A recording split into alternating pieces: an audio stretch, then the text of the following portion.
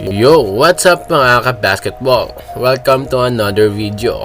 Hindi ito basta finals, hindi ito ordinaryong laban. Ito ang gabing sinubukang yabangan ng Pilipinas. Ito ang gabing akala nila kayang lutuin ng gilas sa sarili nilang teritoryo. Pero nakalimutan nila ang isang bagay, kapag gilas ang kalaban, puso ang labanan. At sa gabing ito, pinatulog ang Thailand sa pamumuno ni Robert Bolick at sa walang prenong lakas ni Jamie Malonzo. Unang kwarto, yabang at pressure. Bukas pa lang ng laro, ramdam agad ang atmosfera, maingay ang crowd, kumpiyansa ang Thailand, may body language na parang sinasabing dito kayo matatalo. Medyo dikit ang laban, may pisikalan, may banggaan, pero kapansin-pansin hindi nagpapadala ang gilas. Tahimik si Bolick, nagmamasid, parang isang mandaragit na naghihintay ng tamang oras. Kalawang kwarto, simula sa pagkontrol. Magpasok ng second quarter.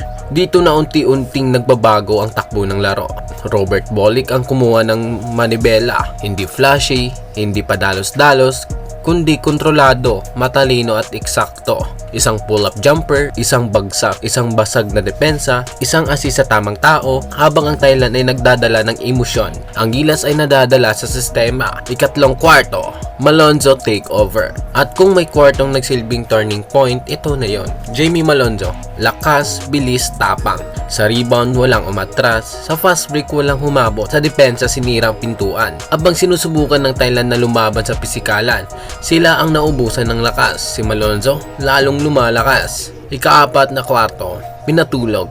Fourth quarter, dito na tuluyang naglawang yabang. Isang sunod-sunod na catch play ni Bolick, isang power finish ni Malonzo, isang solid team defense na walang butas. Ang kaninang maingay, ngayon tahimik. Ang kaninang kumpiyansa, ngayon nagmamadali. At dito natin nakita ang kaibahan ng contender at tunay na champion. Mensahe ng kampiyon.